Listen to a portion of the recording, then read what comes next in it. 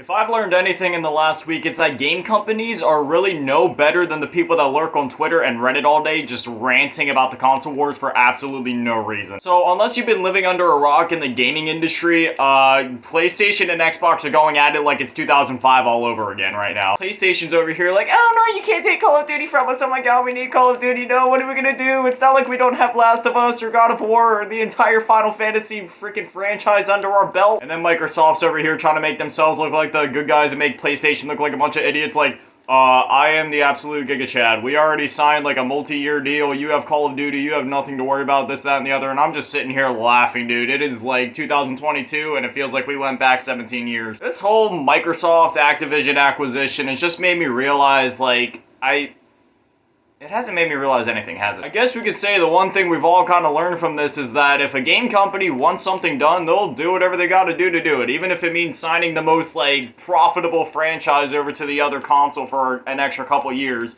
just so their deal can get through. I mean, Microsoft isn't stupid. They knew before even acquiring Activision that Call of Duty was the big moneymaker, and they knew what they were doing way back in January when they made that deal with PlayStation saying they could have Call of Duty for another couple years, because they knew Sony was gonna try to do this, and they probably also knew how they come back at it and, you know, bring up this past documents, then they can make PlayStation look like a bunch of idiots. Usually when there's drama happening, you know, each company will get their spokesperson to go out and talk, but no, dude, we got freaking Jim Ryan and Phil Spencer talking about this stuff. Beyond all the Call of Duty stuff, I think it's hilarious how a bunch of franchises have kind of like switched places. So Crash Bandicoot is owned by Activision, which back in the day, Crash Bandicoot was a PS1 game. Like, that was, if you wanted to play Crash Bandicoot, the only place you could really do it was over on the PS1. That was like the definitive way to play it anyway, unless you were doing some sort of weird emulation, but I don't even think people were doing that back in freaking the 1990s. And if people were doing that, it definitely wasn't as mainstream as it is now. So yeah, Crash Bandicoot went from being essentially a Sony mascot to, you know, being owned by Xbox, or at least it will be once the deal goes through, and I just think that's hilarious for some reason. I know I say it's hilarious and I'm not even smiling, but trust me, I'm laughing on the inside. It's kind of like when people send laughing emojis, even though they could spam like 5 of those like rolling on the floor emojis with the face sideways and the tears shooting out, they're sitting there texting just like, realistically, let's be honest though, with the whole Call of Duty business, like, there's no way Microsoft would take Call of Duty away from PlayStation, and if they do, that is idiotic. When it comes to console sales, you know, obviously one console is always going to outsell the other by a little bit, but for the most part, it's relatively close to an even split, at most maybe like a 60-40, 70-30 in like a PS4, Xbox One type situation. But regardless, like, that is a huge split, a huge chunk of cash. And if I feel like the smartest business move they can make right now is take Call of Duty, put it on Game Pass, because we all know Game Pass for Xbox has not been profitable. Even though they have millions, hundreds of millions of people signing on to it, it is not a profitable thing yet. They have not made money off of it. So they are hoping with all these acquisitions and day one Game Pass exclusives and big AAA games going into there and this, that, and the other, that hopefully they can start to profit off of it. So if they really want that to take off and that be a thing, put Call of Duty into the Game Pass on Xbox, you know, day one when it releases, and then force people to still pay the $60 to $70 over on PlayStation. Because that way it's a win-win. PlayStation can shut up, they keep their Call of Duty, and then Xbox makes more money. Not only from their Game Pass subscriptions, but also just more money, period, because even though the game is being sold on PlayStation, when they own Activision, it's kind of funny, but they're going to be making money from PlayStation. Like, that is such, like, I don't even know. That is such a bite in the ass. I'm sorry, but I couldn't sleep at night being Sony if I knew that, like, the most profitable video game of all time was owned by my competitor, and anytime that people buy games on my platforms, that my competitor is getting a chunk of that cash just because they own the publisher of, like, one of the most popular game on my system, because Call of Duty is always the best-selling game each year on any console that it's on. At the end of the day, I think all the console exclusivity stuff is BS. Like, I think it's stupid. I think it should just stop. Honestly, in an ideal world, instead of making these Xbox Series X's and your PlayStation 5s, all that power could be doubled up if Microsoft and Sony would, like, join forces and make, like, the ultimate PlayStation Series X5 2 XL PS Vita. Obviously, I'm being dramatic with that name. It will probably be more something like the X-Station Series 5X. Hey man, get Nintendo in there too. The X-Station Series 5X Switch. Maybe we can have the X-Station Series 5X Switch OLED 4K HDR 120 FPS model. How do people come up with their console names? Like Nintendo, I mean, like, I don't know, like the Wii. Who just sits there and just thinks, Wii? Why should we spell like W-E? We want to spell it like W-I-I. And then for the Wii U, like, we'll just do that again. Just put a U in front of it. You know, we'll confuse everybody. Yeah, I'm Microsoft, and I released my original Xbox, technically the first Xbox, aka the Xbox One in the early 2000s. And then I released the Xbox 360. And then my third Xbox, I call the Xbox One. And my fourth and fifth Xbox, I call the Xbox Series S and the Xbox Series X. Makes a lot of sense. Anyways, I went way off track. Going back to the whole Sony thing, I think Sony should just chill out, and if they're that butthurt, you go acquire some studios, you know? Like, you own a bunch of big shares in certain companies, why not just kind of complete your due and go buy them all the way, like From Software, you know?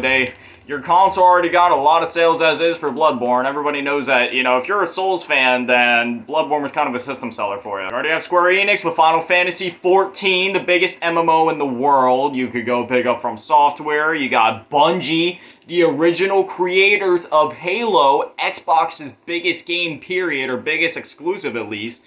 You could do so many things with that. You have a bunch of other talented studios. Not only could you capitalize on your single-player AAA experiences, but you could continue to pump out the live service games like you've been trying to do. I mean, personally, I think Sony's strong suit is in the market of, like, the AAA single-player big action experiences, whatever your Uncharted, God of Wars, Last of Us, etc. But I mean, if they want to try a live service thing, as long as they aren't too scummy with it and aren't stupid like freaking Halo Infinite is, then I mean, I feel like they could do something good. And with the way Destiny's been rolling for over 5 years now, and the game somehow only gets bigger and bigger, they got the talent to do it. You didn't see Microsoft crying like, "Hey, Bungie originally created Halo. They own the biggest free-to-play game of all time, like right behind like Fortnite." And Sony wasn't throwing a fit when Microsoft bought up Minecraft. I mean, I don't know, man. Minecraft's literally like the best-selling game of all time. You didn't throw a fit about that one. Guess what? Microsoft, all that time ago, when you know people were worried about the whole Minecraft situation, they kept their promise. They said it would stay on PlayStation, and they did so. And they're saying that right now with Call of Duty. They say, I mean, I know it's only written, you know, it's only been signed and written that they have it for another 3 years.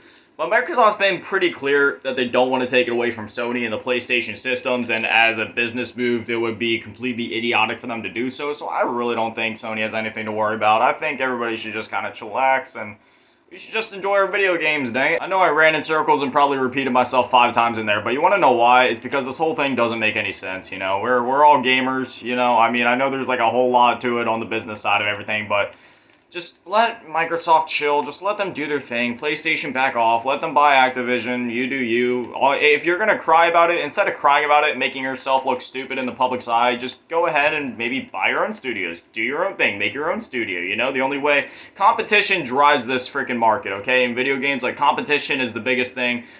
Think back to a couple years ago with like Battlefield, Halo, Call of Duty. The games had to get better. That's when we were getting things like MW3, Black Ops 2, etc. Like, in video games, competition is the biggest drive to improve. So I feel like this is a time where people should just be trying to actually improve and make the best product possible rather than crying and trying to prevent more products from being made and sold to a wider audience. Because really, this if Microsoft ends up getting Activision, this is only going to be like in the benefit of the consumer because more people are going to have access to it. So basically, what Sony's saying is, no, we don't want to be consumer friendly. We don't want more people to experience these high-class video games. We just care about the money. I know that part probably made 0 sense, but if you were following my words as they were coming out of my mouth, you know what I was trying to say. And also, that isn't a diss. You want to know why? I spend half of my time, if not more of my time, on PlayStation. I play PlayStation like crazy. Also, random side note, thank you guys for all the support on the latest videos. Last night I made like a freaking ASMR game store roleplay, and you guys kill the sport on it. Oh, I'm so stupid. I could have got my gun freaking gold that game. I was like, I wanted to get gold in this video, so that could have been like a cool thing, but no, I freaking forgot to go get a Covenant. How many Covenant kills do I need?